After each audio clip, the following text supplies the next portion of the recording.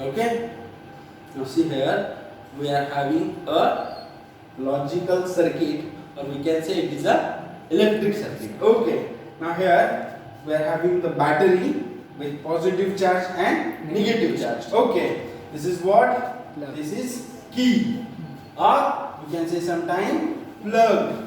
Okay, this is what? I means direction of current. ये current का direction दिखा रहा है, ये एरो विथ आई. ओके, आई बोले तो करंट और एरो दिखा रहा है इसकी डायरेक्शन. अब ये है यस पॉजिटिव एम्पियर, ये है नेगेटिव एम्पियर. ये ए और बी ये दो पोजीशन है जहां से रजिस्टर पॉजिटिव को कनेक्ट है, यहाँ पे रजिस्टर नेगेटिव को कनेक्ट है. बराबर. ये जो रफ सरफेस दिखाया गया है इसे रजिस्टर पढ़ लो या फिर रेजिस्टेंस पढ़ लो. ओके, समझ में आया. अब ये जो है एक वोल्ट मीटर से भी कनेक्ट है. किससे? वोल्ट मीटर से. क्या? Volt meter for A B, और ये बीच में जो दिखाई दे रहा है V, तो V को आप बोल सकते हो यस वोल्ट. क्या? वोल्ट. यानी potential difference between two volt और टू चार्ज भी बोल सकते हो. ओके, पॉजिटिव और नेगेटिव इन दोनों के बीच का जो पोटेंशियल डिफरेंस है उसे कहते हैं वोल्ट. क्या कहते हैं उसे? वोल्ट. अब इसको समझने में कोई दिक्कत है या नहीं ना? ठीक है, एरो क्या है बता दो. ये है डायरेक्शन ऑफ ई इलेक्ट्रॉन. क्या है? इलेक्ट्रॉन. मैं आपको बोला था ना या नहीं बोला था? अगर कोई कंडक्टर है, ये कॉपर का वायर है, इसमें से अगर करंट इस डायरेक्शन को जा रहा है, करंट लेफ्ट टू राइट अगर जा रहा है, तो यहाँ पे इलेक्ट्रॉन रिवॉल्व का जो डायरेक्शन है एग्जैक्टली अपोजिट टू आई है. एग्जैक्टली अपोजिट टू आई. समझ में आया? इलेक्ट्रॉन का रिवॉल्विंग अगर एंटी क्लॉकवाइज है तो करंट का डायरेक्शन लेफ्ट टू राइट है. अगर इलेक्ट्रॉन का रिवॉल्वेशन क्लॉकवाइज है तो करंट का फ्लो ये राइट टू लेफ्ट, ये लेफ्ट टू राइट, वो राइट टू लेफ्ट. ओके, समझ में आ रहा है ना? अगर इलेक्ट्रॉन का डायरेक्शन इधर है तो करंट इधर, इलेक्ट्रॉन का डायरेक्शन इधर बता दूं तो करंट का किधर होगा? इधर. समझ में आ रहा है? ऐसा नो? यस. ओके, तो वही तो यहाँ पे दिखाना है. ये हो गया आई का डायरेक्शन, ये हो गया ई का डायरेक्शन. समझ आ गया? आई इधर जा रहा है, ई इधर आ रहा है. अब ये एकदम सिंपल सी चीज है. हाँ, कल हमने एक और चीज देखी थी, आपने शायद वो देखा ना हो वीडियो में. क्या देखा था?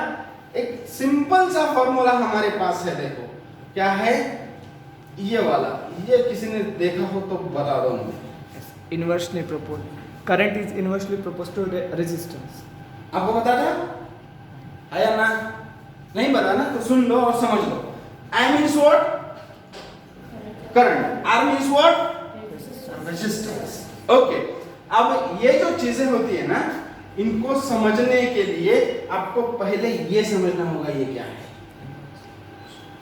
ये प्रोपोर्शनलिटी दिखा रहा है. क्या दिखा रहा है? प्रोपोर्शनलिटी. अब अगर डिनोमिनेटर के साथ देखना चाहोगे तो वो इनवर्सली है. कैसा है? इनवर्सली. और नॉमिनेटर में कुछ अगर है यूनिट तो उसके साथ वो होता है डायरेक्टली प्रोपोर्शनल. इनवर्सली प्रोपोर्शनल और डायरेक्टली प्रोपोर्शनल बोले तो क्या? डायरेक्टली में कैसा होता है? अगर एक बढ़ गया तो दूसरे को भी बढ़ना है. ये हो गया डायरेक्टली. अब इनवर्सली में कैसा है? अगर एक बढ़ रहा है तो दूसरा कम हो रहा है. ये हो गया इनवर्सली प्रोपोर्शनल नेचर. जैसे कि अब मान लो, इसको समझने के लिए फिर से वही अपना गुड कंडक्टर वाला एग्जांपल ले लिया. कॉपर का एक वायर है मेरे पास. इस वायर में से मैंने आई को फ्लो कर दिया. किसको फ्लो कर दिया? आई को. अब इसका जो क्वांटिटी था समझो था 10 वोल्ट. कितना था? 10 वोल्ट. अब इस 10 वोल्ट को मैं यहाँ पर भेज रहा हूँ और यहाँ पे कोई तो भी एक ऐसा इलेक्ट्रिक डिवाइस है, टीवी, रेफ्रिजरेटर, व्हाटएवर जो कुछ भी है, जिसे चाहिए 10 वोल्ट. कितने चाहिए? 10 वोल्ट. भेज कितना रहा हूं मैं? 10 वोल्ट. वो चलेगा अच्छे से? कोई दिक्कत आएगी उसे? नहीं. लेकिन कंटिन्यूअस करंट फ्लो की वजह से ये copper wire after some time getting hot, वो थोड़ा गर्म होगा कंटिन्यूअस यूज की वजह से. आपने सुना होगा ना, बड़े बड़े शहरों में आप देखते हो कि वो फ्लैट में आग लग गई due to the short circuit. वो बिल्डिंग में आग लग गई, कभी तो कभी हमारे पार्लियामेंट में भी आग लग जाती है, आग लग due to the short circuit. तो वो क्यों होते हैं? वो इस वजह से होते हैं, कंटिन्यूअस करंट फ्लो की वजह से। ये कॉपर वायर हम यूज करते हैं इनसाइड ऑफ होम अप्लायंसेस के लिए। तो यहाँ पे कंटिन्यूअस फ्लो की वजह से क्या होगा? हीट बढ़ जाएगा। हीट अगर बढ़ेगा तो इसका करंट फ्लो का जो स्पीड है वो कम हो जाएगा। क्यों? क्योंकि हीट की वजह से यहाँ पे बढ़ेगा रेजिस्टेंस। क्या बढ़ेगा? रेजिस्टेंस। और इसका स्ट्रक्चर ही कैसा है देखो, किसी रोड पे अगर ब्रेकर लगा दिए तो इसका मीनिंग क्या है? व्हीकल आ रही है 80 की स्पीड से, जैसा ब्रेकर क्रॉस करेंगी ब्रेकर के ऊपर से 100 की स्पीड से जाएगी, ऐसा ही ना? 80 की स्पीड से आ रही व्हीकल, ब्रेकर दिखे उसे, उसने स्पीड बढ़ा दी और 100 की स्पीड से निकल गया, फिर कैसे होता है? स्पीड कम करना। अगर 80 की स्पीड से है, ब्रेकर दिख गए तो 40 20 30 10 निकल जाएगा, बराबर। तो यहाँ पे वही है, करंट का स्पीड समझो, बिफोर रेजिस्टेंस 10 वोल्ट इनटेक था, आउटपुट भी उसका 10 वोल्ट था, लेकिन ड्यू टू द रेजिस्टेंस अब स्पीड को ब्रेकर लग गए। क्या लग गए? ब्रेकर। इसने दिया 10, यहाँ पे आ गया 8 वोल्ट, और इसे चाहिए कितने? 10। फिर वो क्या करेगा? उसकी 10 की रिक्वायरमेंट के लिए वो क्या करेगा? इससे खींचेगा, देगा, बराबर।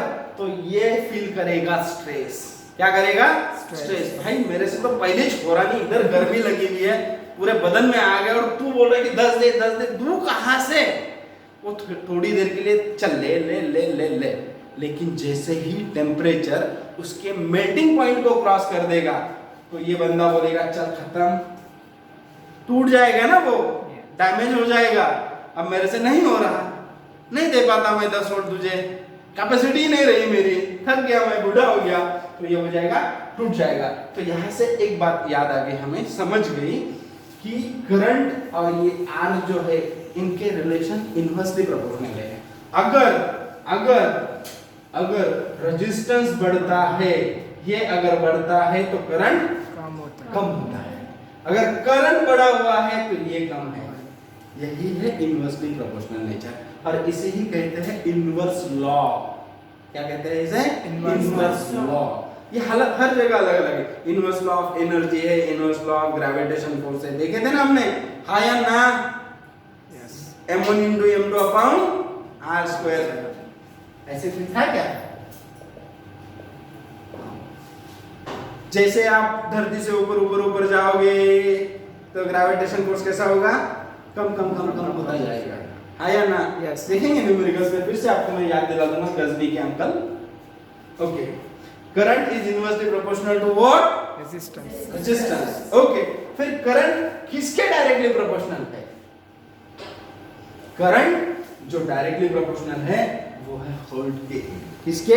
वोल्ट। करंट बढ़ गया, वोल्ट बढ़ गया, वोल्ट बढ़ गया, करंट बढ़ गया, और फिर इसको डायरेक्टली ऐसे भी लिखे तो कोई बात नहीं, बराबर। तो ये कैसा है? ये ऐसे नहीं है, ये जो चीज है वो ऐसे नहीं बनी, वो ऐसी बनी, इसको और इसको दोनों को मिला के ये बन गया। Current is directly proportional to volt and inversely proportional to resistance. आ गया समझ में? Yes. कोई दिक्कत No. नहीं ना? ओके, चलो आगे देखेंगे क्या। ओके ओके, वही दिया है। हाँ, अब यस, ओके। अब यहाँ से अगर v का वैल्यू निकालने को बोलो आपको, तो कैसे निकालोगे? इसके लिए एकदम सिंपल सी बात है। अब अगर इसको ऐसे समझ लो, ये ऐसा है, ऐसे मान लो I = d अपॉन r, ऐसा है। अब यहाँ से अगर v निकालना है तो क्या करोगे? r को मल्टीप्लाई करेंगे। देखो सिंपल सी बात, अब जिन लोगों को पता है उनके लिए तो कोई दिक्कत नहीं, जिनको पता है उनके लिए कोई दिक्कत नहीं, जिनको नहीं पता, मेरे जैसे कम IQ वाले लोग, उनके लिए समझो। देखो ऐसा है, ये है 3 और ये है 12 और ये है 4, ओके, बराबर है क्या? 3 बराबर 12 को भाग दिया 4 से, ये हो गया हमारा 12, ये हो गया 4 और ये हो गया 3। अब मुझे निकालना है v, यानी क्या क्या क्या क्या क्या 12 निकालना है ना, तो 12 बरोबर हो गया 3 को गुना कर लो 4 से, 3 को गुना कर लो 4 से, तो v अगर निकालना है तो i × r और r × i, कुछ भी कर लो, प्रोडक्ट में प्लेस अगर बदल दे तो वैल्यू थोड़ी ना चेंज होने वाली है। तो v = what? I × r। समझ में आ रहा है? Yes. अच्छे से समझ आ रहा है ना? Yes. Yes. Very good. वही न्यूमेरिकल्स को थोड़ा नीचे ऊपर घुमा के दिया है, इतने नकली धंधे में पढ़ने का नहीं है। ओके, देन यहाँ पर उन्होंने 2 यूनिट्स हमें अवेयर करवाया है। एक है जूल, क्या है? जूल। जूल है किसका यूनिट? Yes, heat energy. किसका? Heat energy. ओके, और दूसरा है सी यानी कूलम। क्या है? कूलम। तो हीट अंकल के लिए जे है जूल, हीट अंकल के लिए, और ये सी कूलम है चार्ज अंकल के लिए। ओके, चार्ज के लिए कूलम और हीट के लिए जूल। आगे समझ में? फिर टेम्परेचर के लिए क्या रहेगा? Degree Celsius. सी नहीं, डिग्री सेल्सियस। काय के लिए? टेम्परेचर। टेम्परेचर। पर लेकिन ये कब तक था पता है आपको? ये था बिफोर 1971 तक, 1971 तक। 1971 में क्या हुआ? फ्रेंच में एक इंटरनेशनल लेवल का कॉन्फ्रेंस हुआ। उस कॉन्फ्रेंस में ऐसा उन लोगों ने डिस्कस किया कि कुछ लोग डिग्री बोल रहे, कुछ ये कुछ वो, जिसे हम एसआई सिस्टम बोलते हैं ना, तो वो एसआई सिस्टम के लिए उन्होंने ठान के बैठ गए थे कि एसआई सिस्टम एक इंटरनेशनल लेवल पे एक सेम एक ही यूनिट होना सब चीज़ों के लिए। वो एक थोड़ी हिस्ट्री है उसकी, जब करंट आगे जाएंगे तो मैं आपको बता दूंगा। तो यहाँ पे मैं आपको बता दूं कि इसको 1971 से जो 14 नंबर की मेजरमेंट और वेट और मेजरमेंट की जो कॉन्फ्रेंस थी, उस कॉन्फ्रेंस में यहाँ पे इसको रिड्यूस करके यूज किया गया केल्विन। क्या? केल्विन। क्या यूज किया गया? केल्विन। अब उसमें बहुत सारे फंडे हैं, आप अगर देखोगे तो फ़ारेनहाइट भी है टेम्परेचर के लिए, और अगर नीचे जाओगे तो फिर एक अल्कोहल का थर्मोमीटर होता है, अल्कोहल से बना, उसकी अलग ही रेंज है। उसमें कुछ जाना नहीं है हमें, सिर्फ देखना है ऊपरी चीजें जिससे हमें आज काम है। यानी कि आज इन द सेंस वो 10th स्टैंडर्ड में, जैसे आपके स्टैंडर्ड बढ़ जाएंगे आपके ये चीजें भी बढ़ जाएंगी। अब यहाँ पे उसने बोला है हमें unit of electric power, electrical power is what? Watt. क्या है?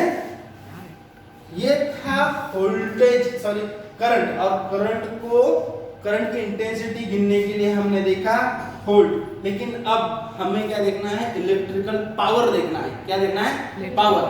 तो वो है वैट। आप अगर कोई इलेक्ट्रिक चीज खरीदने जाते हो, फैन, रेफ्रिजरेटर, ओवन या फिर वॉशिंग मशीन, तो कितने वैट की है? क्या पूछते हो? कितने वैट की है? मींस इसका कंजम्पशन कितना खाएगी भाई, खाएगी कितना ये भी देखना पड़ेगा ना, क्योंकि उसका मेंटेनेंस एक्चुअली हमें तो पे करना है ना, जो बिल आएगा वो। तो हम वैट का पूछते हैं, तो फिर वो बोलते हैं 2 watt, 3 watt, whatever. So 1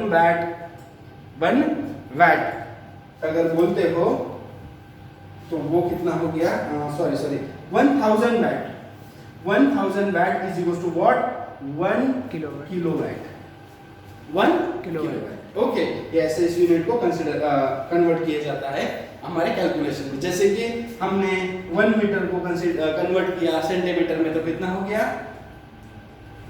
1 metre को सेंटीमीटर में कन्वर्ट करना है तो कितना आएगा? पर ये तो पता होना चाहिए ना आपको। अगर किसी वायर की लेंथ देन निकालनी है तो ये तो पता होना चाहिए ना। 1 metre is equal to what in centimetre? अरे बोलो ना यार। ये 10⁻² सेंटीमीटर। 10⁻² सेंटीमीटर बराबर 100 सेंटीमीटर। इतना तो है, नहीं समझा? अरे 1 metre is equal to 10⁻² centimetre. 10⁻² centimetre is equal to what? 10 का स्क्वायर 100 और सेंटीमीटर जैसे कि 23। समझा क्या? कुछ तो थोड़ा अंदर भी लिया करो यार, हाँ हाँ बोलते हो बस। चलो कितना होगा भाई? ये 5।